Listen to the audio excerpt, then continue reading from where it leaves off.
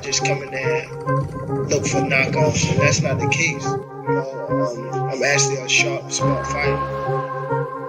So, well, I'm here. Who won the fight with me?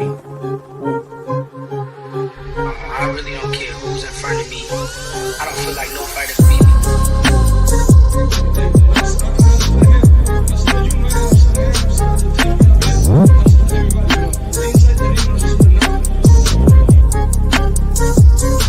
Our goal is to demolish everybody, to be honest. Everybody that's in my way. The pinnacle to any weight division is to have all the belts, all of the titles.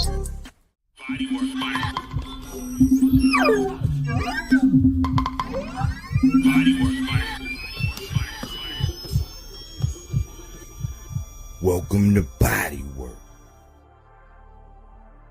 Welcome back.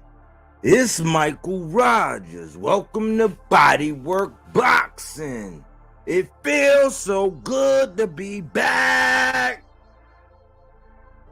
I know y'all ain't expect nobody to be on a late night evening, but I say, hey man, this is the pulse of boxing. And I gotta speak my piece on what's been going on in the climate and everything. Tonight we're gonna be discussing Vergil Ortiz getting that strap at 154 pounds. My initial thoughts is that Christmas came early. And why do you say that, Mike? Well, I gotta preface it by going back into something I've been talking about already. And that is the fact that I keep coming back to this, right? I got to discuss this before I get into the Vergil stuff, because there was another sighting, another appearance. And don't get it twisted. I see the positive things, but I think people are starting to come around and starting to really look at this from a whole different angle, a whole nother angle. And they're starting to use their thinking caps. They're starting to use their critical thinking skills, and it's coming down to the point where people are saying, hold on, man. That this man, every time he disagrees, he gonna get into a measuring contest with these people, man? I know he want to apply pressure, but is he gonna back off, man? People saying, hold on now, we don't want this, we don't want that. And this is what I've been trying to say. And salute to Al Money. Salute to Al Money. Salute. I appreciate the support and the consistency. Edward Morris, Ortiz, lost. Yep, that's what we're gonna get into. Let me break down this preference, but I think people are starting to get hip. Now, there are some positive things, meaning that there's another avenue. If there's a will, there's a way. It's another major player in the game. There's another platform where, you know, he kind of connected some dots and made some highways, if you will. If you want to go down certain roads and make certain connections, kind of open that up and made it all available. But I always go back to this and I say, man, listen, we really got to walk circumspectly. We really got to think that this is chess, not checkers. And we got to really look down the road. And one of the major influences on this fight, I think, has to do with this concept right here. It was good to see in regular clothes and showing normalcy, I guess, over here for, you know, somebody in the States and all that, and being present, because I do think that there is a happy medium between a person like Al Heyman, the Kaiser Soze type, you know, and then somebody that, I guess, who's always in front of at one point in time, it was a couple fathers that was, every time you looked up, they was in front of a camera. I think as a promoter, I think maybe Eddie is like the happy medium and all of that. Whereas he's not there every single solitary time, but you see Eddie enough to get a pulse of what's going on, and he makes himself available. So I think that this guy is actually doing a good job at actually being seen and making himself at least being available and vocal. And people are saying oh, hold on, you know, not so fast. You're doing some big things, you know what I'm saying? Let it breathe, let it marinate. But he came out and was basically saying that he no longer want to see Zoo, and that he want to see Vergil and Crawford. And you know, what that did when it came up to that fight was that set the tone for what everybody was looking for in that fight. That set the tone for what your eyeballs were already anticipating seeing, and what you knew that the implications of this fight was going to lead to a Bud Crawford and a Vergil Ortiz fight. So it kind of already whet your appetite for that fight, knowing that it can happen. So many of us watched that fight with the anticipation that that could happen. But I think afterwards, a lot of us are not being honest about what really happened in that fight. I mean, people are, it's crazy how when you listening to everybody in their perspective on this fight, you can always tell without them even telling you who they were rooting for in that fight. Just by how when they describe what was actually going on in that fight. I heard people going back over their technical definitions of boxing. I heard people like totally contradicting themselves earlier. Just earlier this week, last couple of days, I heard them contradict themselves. And what we're seeing is in 2 different weekends, we're seeing controversial decisions, and we're hearing people talk about it based on who they were rooting for. That's still going on. Because I put bread down on Vergil. I put bread down for Vergil to stop this man in 6th round. I was ambitious. I was listening to Robert Garcia. I'm like, hey, up to this point, I really ain't got no reason not to trust Robert Garcia. I was one of the people that's been giving him the salutes and saying, listen, he got a small fleet of soldiers that he's working on and developing, putting in different positions at all different weight classes. He got them all. He's you know, he has a, and then he run a tight ship. And Rayo just got added, you know, back into the mix, and he part of the pack, you know, so he's in that mix with the gym and the synergy behind it. Might not have the necessary coaching, but I was saying that, you know, I believe in him. Robert said, hey, man, it won't go past 6. That's where I put my bread at. So I said, man, anywhere between 1 through 6. So I had a pace of 1 through 3 over here and a 3 through 6 over here. That's what I did. And I can honestly say that I don't think that Vergil Ortiz won that fight. I sat there and watched it as a purist, knowing that me expressing the fact that I don't think that he won or should have got the nod. I think it should have been a draw, or it should have went to Serhii. I mean, I'm just being honest. And I had bread invested in it. I have no vested interest. I've always said that me just telling the truth and splitting it right down the middle is what's going to keep the channel at a certain number, because I'm not going to flip-flop. I'm not going to abandon all my reasoning. You're not going to catch something that I said 2, 3, 4, 5 weeks ago, 6, 7, 8, 9 months ago, different from anything I'm saying right now. You know, I shall not be moved. So I was actually looking at the fight, and I said, man, it's not looking good. And I saw the work. I thought Vergil, it was point in time, and I thought he was right on the edge of making something happen. He just ran into a rough, rugged, tough customer. And he had the strap. Cookie Monster say, body work. Cookie Monster say, sounding good. Thanks for the mic check. Thanks for the light skin thumbs up.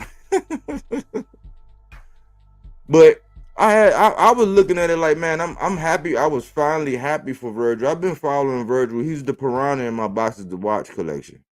I thought that one of the greatest fights we would have ever seen would have been him and Imanta Stanyanis, because Stanyanis, he's also one of my guys that I've been watching and keeping tabs of. Why? Because I was an Errol Spence fan. I was looking at the landscape of 147, so I had been knowing and seeing and watching. I call this man a piranha. And in spurts, I did see him doing this boxing, but when I say his version of boxing, when I saw it at that point in time, was really just increasing his distance. He was doing a lot of combinations, but when he was doing them, since there was some ring rust, there was. You can't say it couldn't have been. There was some ring rust, but when he was running off his combinations, a lot of them combinations, he was outside of the range for them combinations to be able to land. And people are justifying the outcome of the outcome and the scores by who they were rooting for. You know, but this is very, very telling for where we're at in boxing right now, because what it's really telling you is it's unacceptable to still want to fight if a fighter is not awarded the win. Let me say it again. It's not acceptable for a fighter to lose, because if he loses, basically what the public is saying is if you take a loss, you're not going to be interested in certain fights after that. Now that's a symptom of boxing ideals right now in 2024. That's a symptom of it. To where you say, man, I just want to see the best fight the best. And then when the best fight the best, when one lose, you'll spend a year and you'll spend 13 months clowning somebody, putting them down, saying they ain't this, they ain't that. You would do that. So now it's come to the point where now you won't even believe. I guess you can't say your lying eyes, I guess. Now you won't even allow yourself to be able to just say and go with what your eyeballs see. You're going by what people hearing, who's saying what, if this is going against the grain, when really, in all essence, all you got to do is substitute. Because we learn in mathematics, you can always substitute. So let's say Vergil was X. Let's place another fighter in that same situation. Let's put a fighter, let's just replace Vergil with somebody like Shakur. You see a fight like that, you see Shakur get dropped twice. You see his face all busted up. He's going against a guy who a lot of people saying they didn't know, but they knew him as of late and as of recently. You see that, and you see that happening. You're gonna be saying, "Oh man, it was bad." We didn't see this man get dropped twice like that. Like whether they, because then you start warning, "Oh, that was just a flash knockdown," and that was just no. One of them knockdowns was a true flash knockdown. Coming forward, equilibrium shot, bow, you down, you right back up. The other one was almost like that Sean Porter, when Errol Spence hit Sean Porter with that. It was so fast, but when his chin spent around and it went like 100,000ths of a millisecond over to the right and swang, it sent the signal up to the brain and told the legs, get down. We just got hit with some when you go back and look, his eyes roll back. Like one of them knockdowns, it was more than just a flash knockdown. And then also in the latter part of that fight, when we was watching that fight, Vergil Ortiz, as much as he has heart, he has dog, he has grit, and that's what's always going to say, man, he's an entertaining fighter, and people are always going to want to see and put their eyeballs on it. That's one thing. But what I saw was Vergil Ortiz's legs were like jelly after that. He didn't even have his legs. It was point in time. People keep saying, oh, man, well, yeah, he hurt and he rocked Bohachuk. But, yeah, other than the two knockdowns, that wasn't the only time that he hit Vergil. Where Vergil's head went off, it went back, and he was, he buzzed them more than just them two. One was a flash knockdown, and one of them was just a little bit more than a flash knockdown, where he was able to get himself up. I think he just couldn't believe it, that it happened, because it happened so fast. And then you got the stuff going on at the end where, where Harvey Doc, I'm not sure, man. I was joking around earlier when we was watching one of the earlier fights, because he was on real early. I think it might have been a prelim fight. He was out there, and I was talking to my lady about it. I was saying, man, Harvey Doc, man. I said I used to really rock with it, but it's been some questionable things going on in the ring, and then this thing happened with the tape and all that, and that was a momentum, and yeah, it's all for the, the fair. But I'm thinking, man, look, at that point in time, man, you let them rock. You let them rock and roll. But when I look at this, and I'm listening to how people are putting this and how people are wording this, it is only being worded and put that way because of the best interest in people still wanting to see Bud Crawford and Vergil Ortiz. I think that even if the decision was warranted the other way, I think that just because he didn't have a loss, because now people are starting to get into, oh, well, it can't be marketed as. It's like we still, even with a blank check, think about this, y'all. We starting to really see what people's true narrative or what people's true agendas are. Because let's put it like this. Even with somebody that, because everybody have a rich uncle now that they're calling on. Everybody has a rich uncle that they're dependent on and they're leaning on and they have faith in to get it done. So even with a blank check, people are still worried about whether or not these fights can be advertised as undefeated versus undefeated. Why? Like, is Bud and Vergil still not a good? Do you just don't want to see that fight now? But then you have people say, "Oh man, not right now. He need to go do something. He need to go." It's like, no, man, because if he on a borrowed time and it ain't gonna be a certain amount of time, if Turkey said he want to see that in his bread, even if the right decision was, which was either a draw or for Bohachuk to still be holding on to that strap, I believe that we should still want to see that fight. It don't matter how it's because we're starting to get into people actually speaking and talking as if they are the ones promoting the fight. Like we all promote the fight by talking about it, but people are starting to now put out judgment and make decisions and speak on fights with an interest to see the bigger fights. It should not be like that. Why? Because it compromises the sport. We've seen it when it happened to S.I.C Foster, where Robson Casasial, he had the higher input, but S.I.C was more accurate. In this one, we actually see some drops. The work rate and punching accuracy was a little bit different. And this article breaks it down, but we're going to go over the stats and we're going to get into it, you know, because this is fruits and veggies, not that Reggie. This is fact-based content, not opinion-based. But let's look. I just want to let y'all know I'm here. I'm here. Salute to everybody who come in the building. We just going to go over a couple things real quick. I'm going to try to, you know what I'm saying, I'm going to wrap it all up in a nice, pretty bowl for you and break this all down. First thing I'm going to do is go here.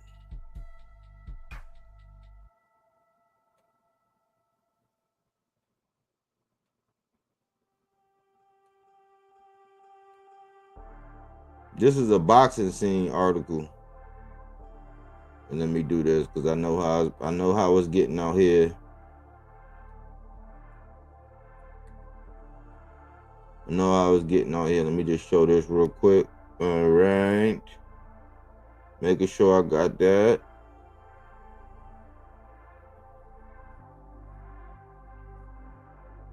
And now, this is an article by Boxing Scene.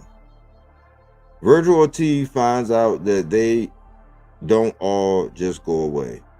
A must read from Boxing Scene. That's Harvey Doc. That's Vergil, shot by Elliot Rossell. Sunday, August 11th at 5 p.m. So this was early, a couple hours ago. Although Vergil Ortiz will have adequately trained for it, and indeed one day expected it, still nothing can fully prepare a puncher for the first time their opponent soaks up everything they throw at them and hardly blinks. It is usually in the moment the puncher confronts self-doubt and wonders if it is even possible to win a fight without having made some sort of impression on or dent in the opponent in front of them. It is during this moment, too, that we sometimes see the puncher succumb to the panic and nervous energy and either punch themselves out in an effort to punch through this anxiety or simply collapse, often dramatically.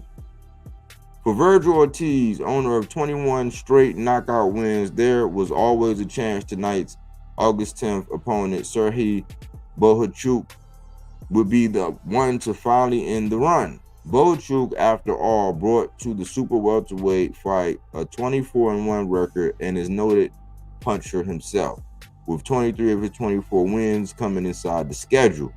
Yet still, regardless of the evident danger, nothing compares a puncher like Ortiz for that moment. That moment when the opponent shakes off the same punches that once caused so much harm when landed on the faces and bodies of previous opponents. That he ultimately passed this test with flying colors, winning via majority decision 113, 113, 114, 112, 114, 112 is a testament to Ortiz's mindset. It is a testament to not only his mindset, but also his composure and his punch repertoire. both of which the Texan would need to navigate his way around Bohachuk, a man as resolute and ambitious in round 12 as he was in the first. In that round, the first, Bohachuk immediately made the center of the ring his home, and from this position got busy with long punches, finding success in particular with the right cross. It was with this shot he clipped Ortiz early, causing the favorite to touch the canvas, and already it seemed the Ukrainian had both his timing and control of distance. So in the first round, they was already saying he was controlling his timing and distance. Ortiz, in response, came back firing, eager to return the favor. Embarrassed, he first complained about his early stumble, and then, when realized no good would come of it, attacked Bohachuk with the kind of fire and intensity for which he is known, working two hands in combination. In these exchanges, there were countless eye-catching moments, including Ortiz's right uppercut in round 3, which pierced the Bohachuk guard, and a long right overhand to top, which caught Bohachuk's attention in the 5th. Both shots were thrown with a whiff of desperation, sure, but were well-picked, brutal shots nonetheless. Undeterred, Bohachuk continued to methodically go about his work, and by the first fight's second half appeared the fresher of the two. So they're saying he even appeared the fresher of the two. In the second half of the fight, his jabs, which worked better than Ortiz, was used to good effect throughout, and also his cross, which was straighter than Ortiz, would regularly find its home too. Sandy landing with the cross. In fact, whenever there happened to be space between the pair, space that is, to throw straighter shots, it looked as though Bohachuk, the taller man, had the upper hand and felt relatively comfortable. This proved the case in the 8th round when Bohachuk, having measured Ortiz with a jab, stepped back slightly to allow Ortiz to walk into a left hook thrown on the retreat.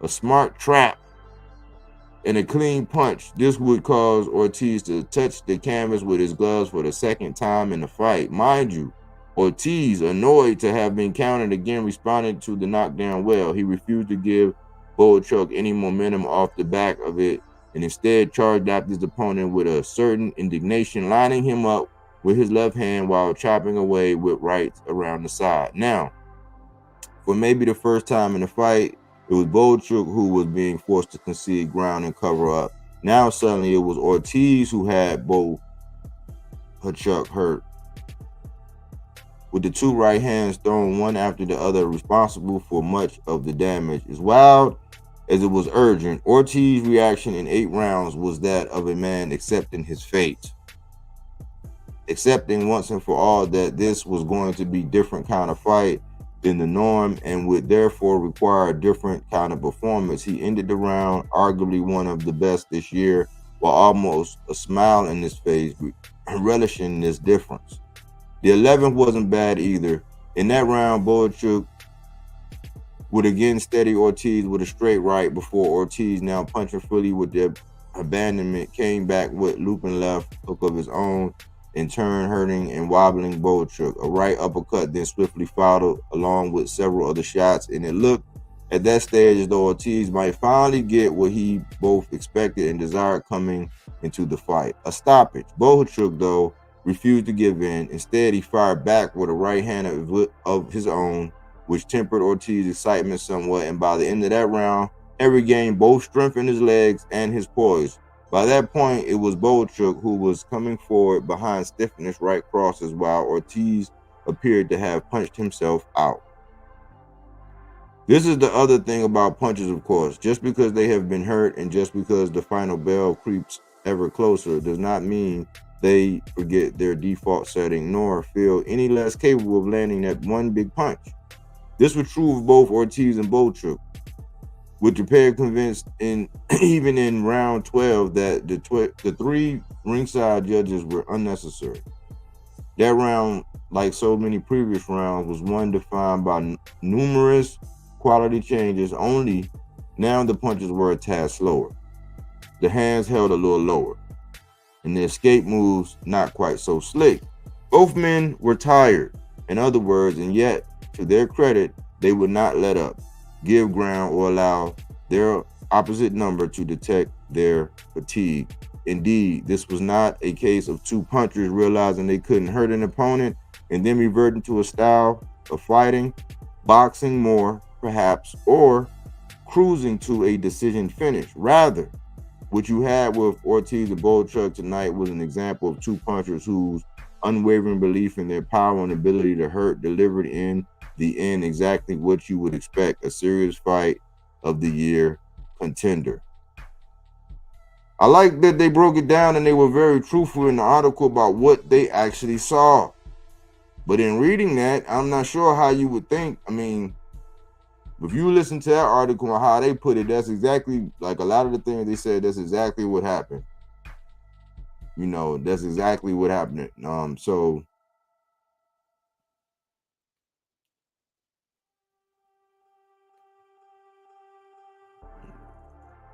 let's look at this.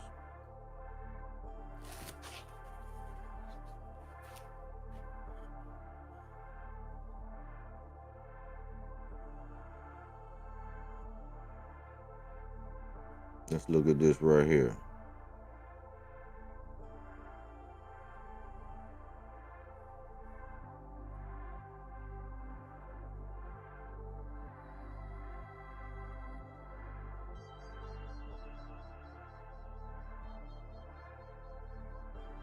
All right. When you go down to the final stats, this is pretty much what everybody, really want to see right here. They said this was a firefight from start to finish, with the combatants throwing a total of 1,579 punches. Bohachuk threw 85 more punches, but Ortiz landed 40 more punches. Bohachuk scored a knockdown in the first round that was originally ruled a slip but overturned by replay at the beginning of the 5th round. Bohachuk knocked Ortiz down in the 8th round, but Ortiz stormed back in the round to hurt Bohachuk while landing 16 power punches to Bohachuk's 11. Over rounds 8 through 12, Ortiz outlanded. See, this is where it gets kind of funny, where you can actually see the writing on the wall. Like, first of all, you can say such and such knocked such and such. You can say such and such knocked this, but on a statistical level, you don't get into all of that. All that other stuff kind of seems like it's trying to persuade. Let's just let the numbers do the talking on this one. And we know that there's human error, because allegedly it's somebody with a little clicker just going, I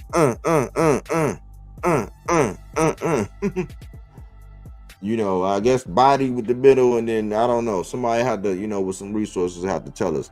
Or we have to do our research and find out how are they getting these numbers. We're gonna roll with the numbers and what it says, and we're gonna break them down and see really, like, was it a major difference or not. Total punches: Bohachuk 832 attempted, 747 attempted by Ortiz, 225 landed by Bohachuk, Ortiz 265. Bohachuk was landing at a 27% rate, 35.5 for Ortiz. Now, when it came to the body punches, Ortiz tripled what he was able to do. More than tripled what he was able to do. 101 body punches to 32. So Ortiz did that body work. We've never really seen Ortiz being able to go to the body as much and touch somebody that many times with little to no effect. I'm just saying, calling with my eyes and reasoning. If you hit somebody that many times, and normally people can't hang. That's why I thought it was going to be a body shot stoppage. Jabs: 417 attempts by Bohachuk, so he kept the jab. He was the one making the 417 attempts. 101 more jab attempts than Ortiz, landing 82 over Ortiz's 76. So in actual punches, he outlanded him in the jab, which is the essence of boxing. So he out-jabbed him and kept him back with his stick. 19.7% to 24%, almost a quarter for Ortiz on the jabs. 19 jabs to the body. Again, Ortiz was doing that body work, and Bohachuk only went forward to the body. Power punches: 415 attempted by Bohachuk, 431 attempted by Ortiz. Bohachuk landed 143 and Ortiz landed 189. Bohachuk was throwing and landing his body punches by 34%, and Ortiz, he was at that favorable number anywhere between 40 and 43, 44%. Describes a dominating effort. So he at 43.9%. In this, however, you have to include that there were 2 knockdowns, of which Ortiz didn't have either. And when you look at it, it was 189 to 143 power punches, 265, 225 total punches.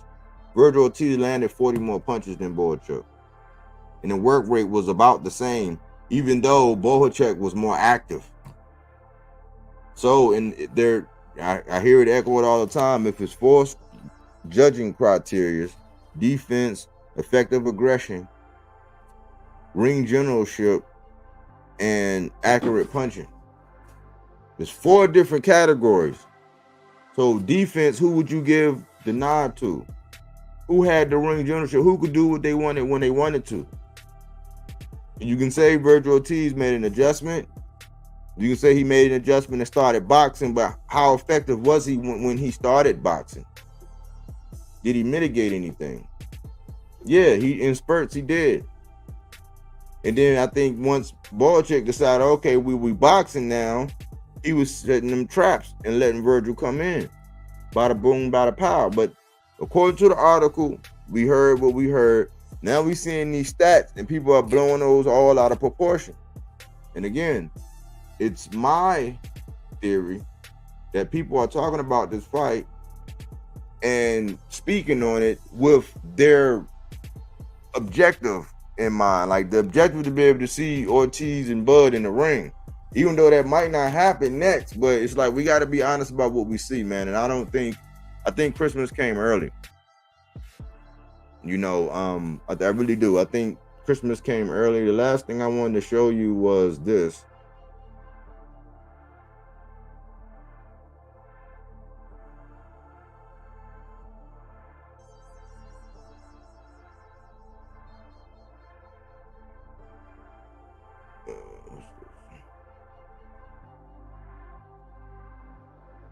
Super welterweight division. Let's look at it. Of course, they gotta update this. But they had Sebastian Fundor and Bud in the WBO. They have Murtazaliev, Bakram. He got the IBF. I'm waiting to see what he's gonna do next. Sebastian Fundor with the WBC. Vergil Ortiz with the WBC. That was last updated in July, but now we know Vergil has it. And they had turns with the WBA, which all of these things are going to have to change. All those things are going to have to change, but that's how they have it right now as far as the major players at the division. You see those guys right there.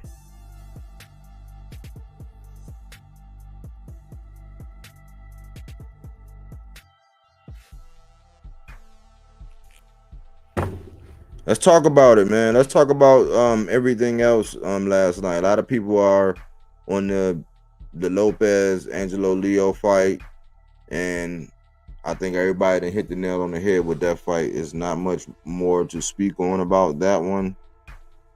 We saw that guy Eric Priest. We saw Eric Priest, and he looked good.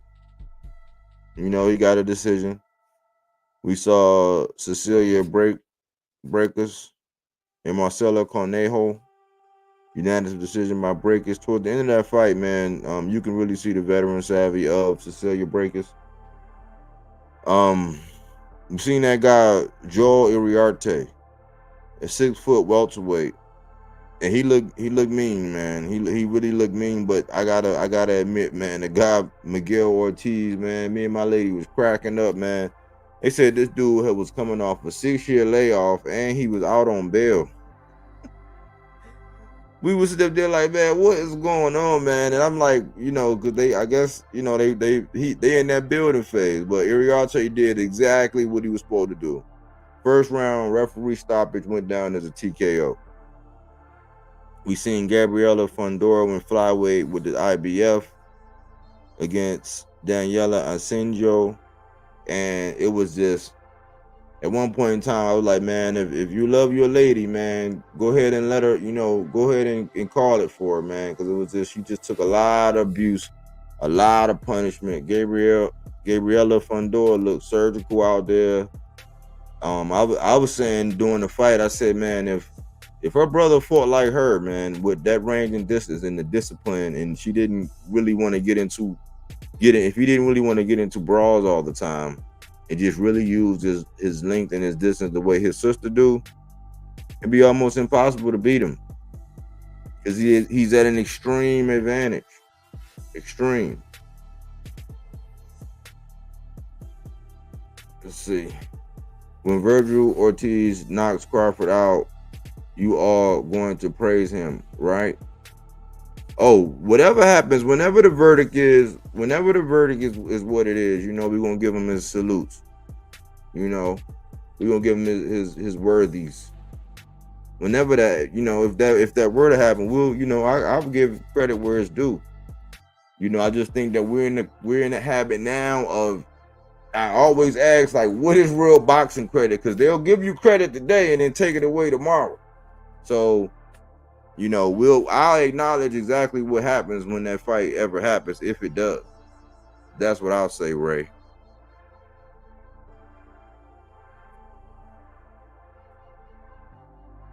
Say amen, because Crawford is hard to beat. Yeah, that Terrence, you know, it'll be another fight under the belt.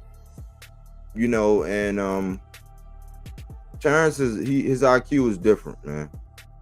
His IQ is different, and he can flip a switch.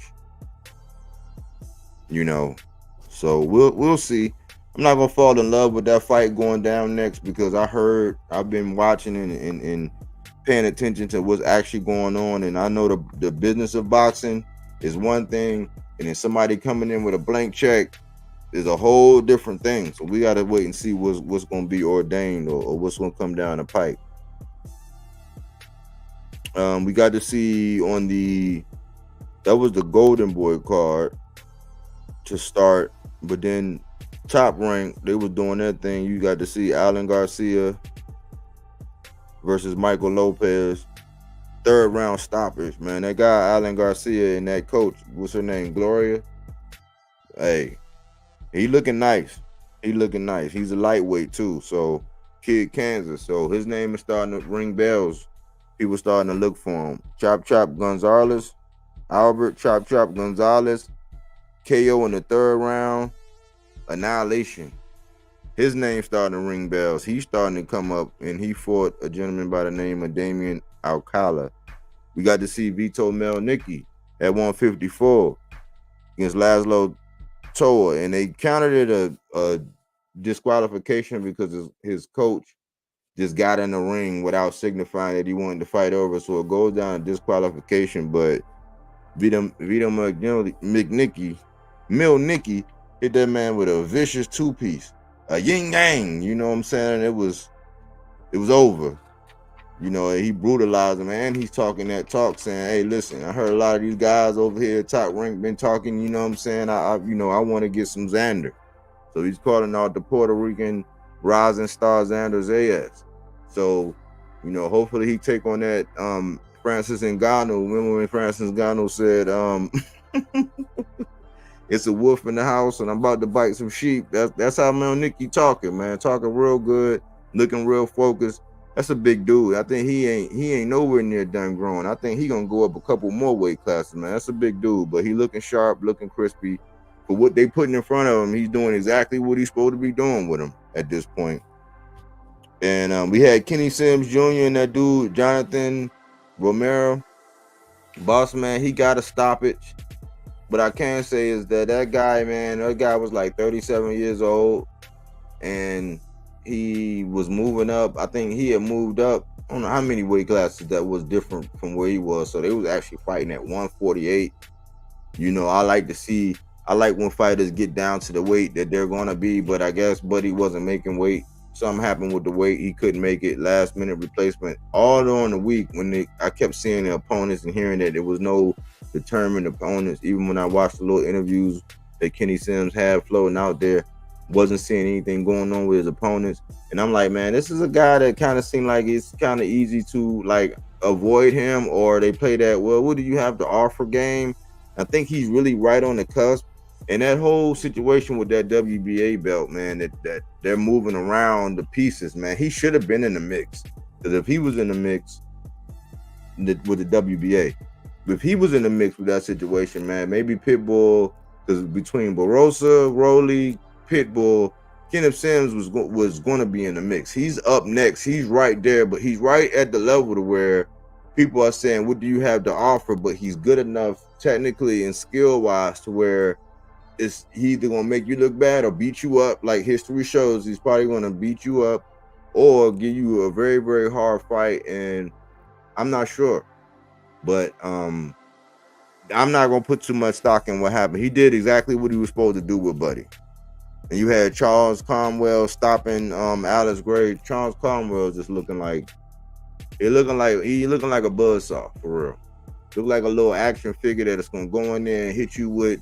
He's so fast and precise, man. It's like he's gonna hit you with something real. He can go to that body, hit you with a couple of them hooks, and be real aggressive and catch you. You know, catch you when you cold, or catch you after he's been tenderizing you and put your lights out, man. He's looking like a tough out, a very, very tough out.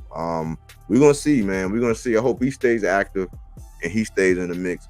We had that Vergil Ortiz fight with Bohachuk. We went over that, and you know, it's not nothing to where you need to be outside anywhere boycotting and standing around, but I do think that it was a black eye. I think that decision was really a black eye for the sport. And I say this because I'm not going to pull the patriotic card and say, man, you should be happy because he got the American dream. Yes, I am happy that Vergil was awarded this decision. I'm happy for him to have been able to achieve that. As far as making the right decision, I think that when you see a fight like that, and I don't think he did enough to take that belt. I don't think he did enough to take the belt. That's just honest. And when you see somebody that went to the gym and put in that hard work, and then it comes down to a couple of judges scoring the fight as to whether or not you won, man, when you put so much work in the gym, you know, it's disheartening. You know, we seen it happen with O'Shaquie. I don't know if it was quite as worse. I think it probably might have been. You know, it's very interesting because this is the talk. The fact that the fact that everybody is questioning whether or not they got the decision right warrants the fact that they may not have got the decision right. Maybe they should have both went away with a draw, and they could have set up the next fight to fight whoever. But in this day and age, in this time, in this era, we are so afraid, and we scoff at people who have a draw or have a loss to eliminate them out of good fights that we still should see.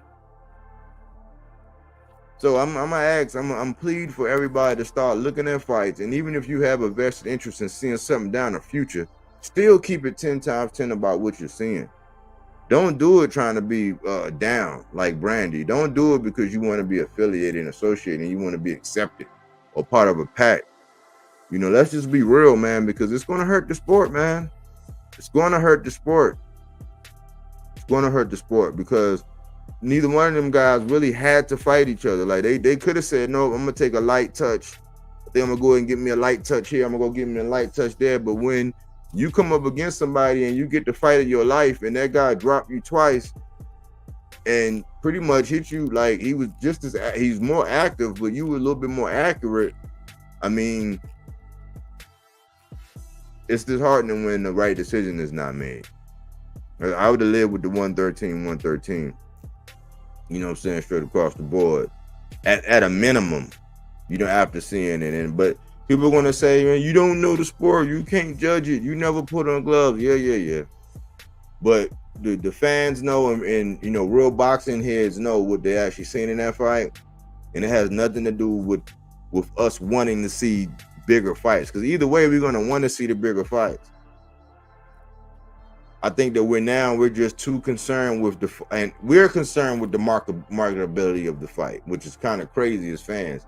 We should care or understand that when we start talking about fights and stuff like that, but we're starting to care about the promotion of the fight and where it's going. And oh man, it can't be billed as undefeated versus undefeated anymore. It's like, why do we care how it's billed?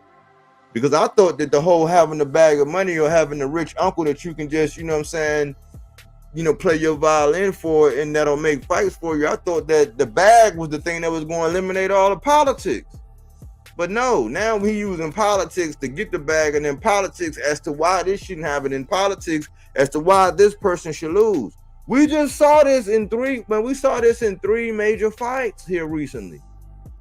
And two big implicating fights. We've seen this in three big implicating fights. And my favorite saying is, somebody stop me when I'm lying. We saw this when Usyk fought Daniel Dubois, and they said that was a low blow. That fight was over with a body shot, doing body work. That shot was over. They could not let that decision be rendered. Why? Because it would have messed up the money. Because it was more money in seeing Usyk versus Fury. We got to be honest. We saw it then. Did we not?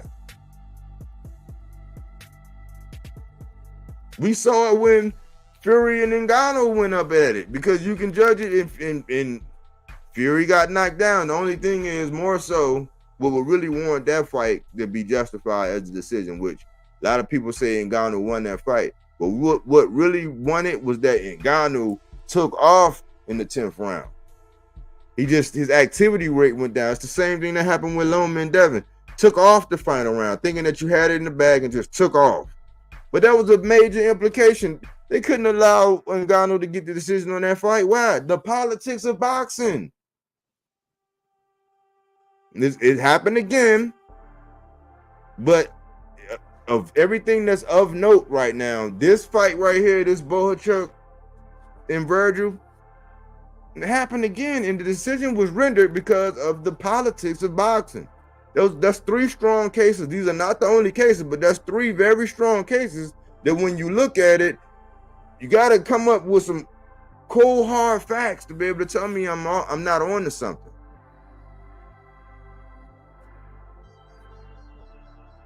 Let's get back to just having integrity, whereas we're not going to be listening to whoever's calling the fight and however they call it and whatever the unofficial scorecards pop up on the screen. We're not going to do that. We're going to look at our eyes. And this is the last thing. This is the last thing I'm going to say about this. And I'm a Vergil fan. I'm a Vergil fan, but I think that I don't know if that decision was right. I don't think that was the right decision.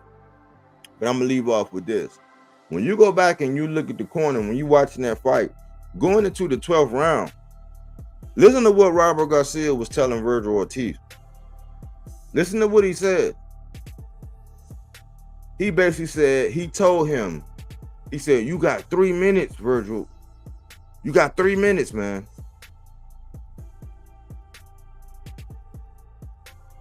He didn't say all you gotta do is last 3 more minutes or hold it down. Don't make no mistakes for 3 more minutes. He was telling him basically you got 3 minutes to do something, to turn it around. You can't. Nobody from out here can analyze or judge that. This is why I would be saying, it's certain things. There's certain checkpoints along a fight to where I don't care if the announcer had it wrong. I don't care if that person had it wrong. It comes down to when you listen to those corners sometimes and what the corners are saying. When you go back and you listen after the 8th, 9th, 10th, as you watch that. Every time when they went to the corner, go back and listen to what Robert was saying. Because you can play politics and you can jump on this side and you can side with this. You got to listen to what the corner was saying. Did the corner sound like they were winning that fight? No. The corner was saying, hey man, look, do this. Don't let them. Listen to where all the urgency was. Listen to the desperation. Who had the desperation? Listen to the corner who was sounding like they were losing the fight. Then you count the two knockdowns. Now people want to say, well, if it was in the beginning of the round or if it was at the end, it's like, no, listen.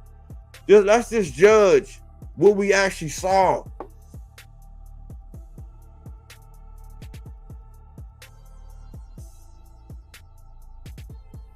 Let me see. Vergil needs 2 more tune-ups. Crawford about to get aged out. They can look at it like that. That's why I say so. That's my point right there. Let me put this back up. That's my point right there, Jose. That's my point about this. See, the fact that you say he needs the verdict that was running on this fight, right? It's not even going to influence whether or not we get that fight next. If people still feeling like Vergil need to go and get something else, he need to go do this and do that before he's being ready, why not get the decision right in the ring and let it either be a draw or whatever happened, and we still look for that fight? Because if he still need time and he gonna do this and this and that, and we feel like that, why rob the moment of what actually happened and getting the decision right? And I was watching TBV earlier, and he said that he said something about they were going to actually review it, man. And he been doing some good work lately, man. He been doing some good work. So I give my hats off to him here lately, man. He been on it, man. The interview's been crispy. You know, I see that he do change his opinions. He's, you know, I'm starting to agree with more things that he's saying, man. But he basically said that somebody is, all right, Ray, I'll be here. But he was saying that somebody is saying that the WBC is going to actually review. They're actually going to review this. I'm going to review this fight. And I'm just like when that knockdown was awarded, because at first they wasn't going to get a knockdown. You know how many times they happened when they were saying no knockdown? Like, think about that. And we know the outcome of that.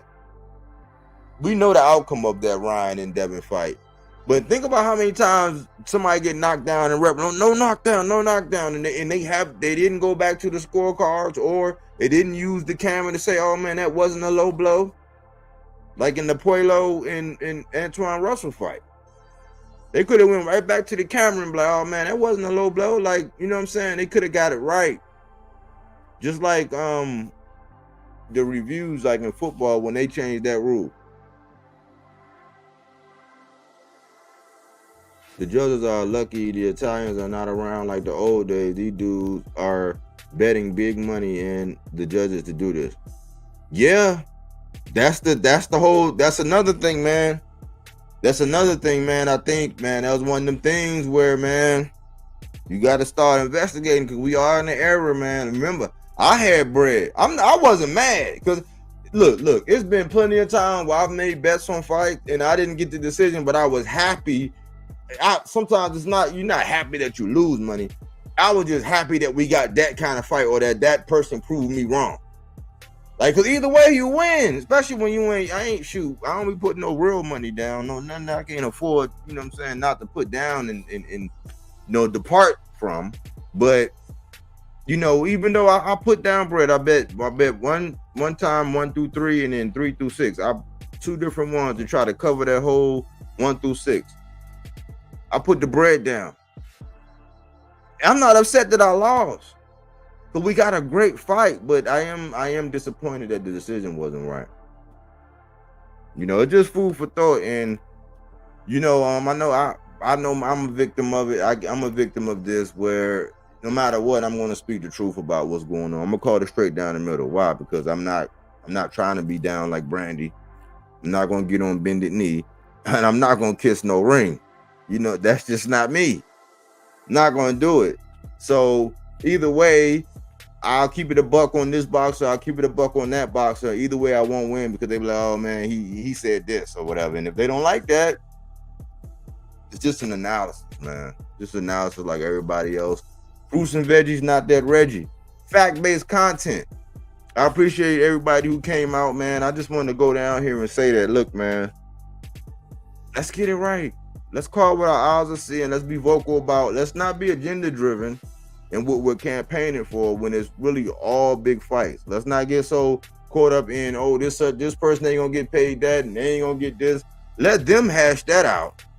You know what I'm saying? Let them hash that out. Let's just be focused on getting the fights, but actually getting the right decisions. Because I'm gonna tell you what, we can start forcing all these big fights to happen, and we can get this person in the ring with that person, and we can fulfill our fantasies. We're getting all these guys in the ring, but guess what?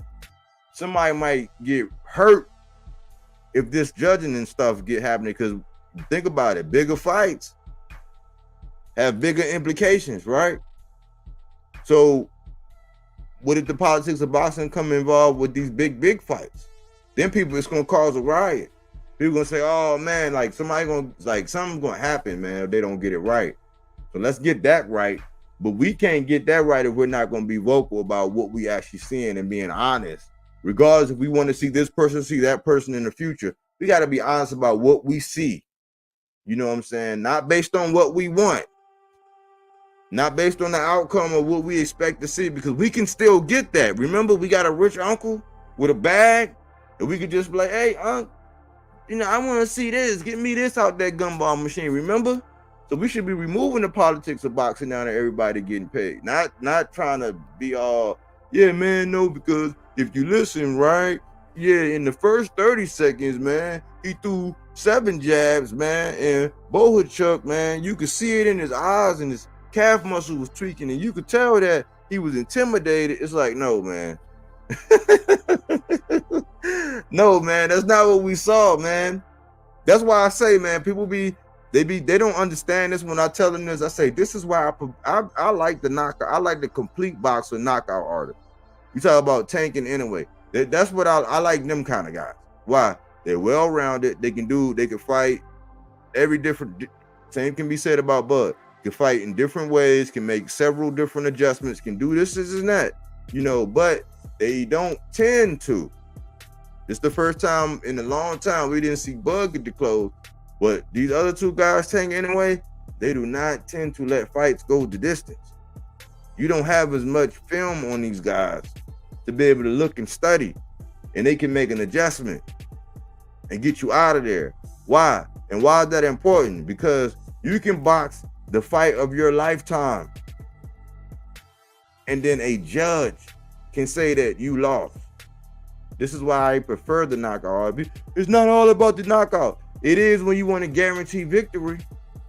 Because a knockout, a stoppage, if your opponent retires in the corner, if the corner steps in, or if the referee says, I've seen enough, so many unanswered points, or they see, you know, several different ways to end the contest. It means that you mastered your opponent and you ended the contest. We've seen that with H2O and Body. We've seen that with Angelo Leo and Lopez. We just seen it. Eraser. That the judge can't take that away. It's just food for thought, y'all. It's food for thought, man. I just thought I'd come out here and you know, and talk about that, man, and put another stake in the ground, man. And it is what it is. We gotta keep it a buck. We gotta speak the truth on everything, man. And we can't be scared, man. Silence is consent. But Christmas came early. What you think? Christmas came early. But salute to Robert and them. Salute him for getting the title and everything. I'm not going to, you know, dim the lights down. I'm just, you know, more concerned with the decision. You know, I salute him for actually that decision being rendered. Was it the right decision? You heard my take on it. Let me know what you think in the comment section. Remember, talk to me. I talk back. It's the fruits and veggies, not that Reggie. Fact-based content, not opinion-based.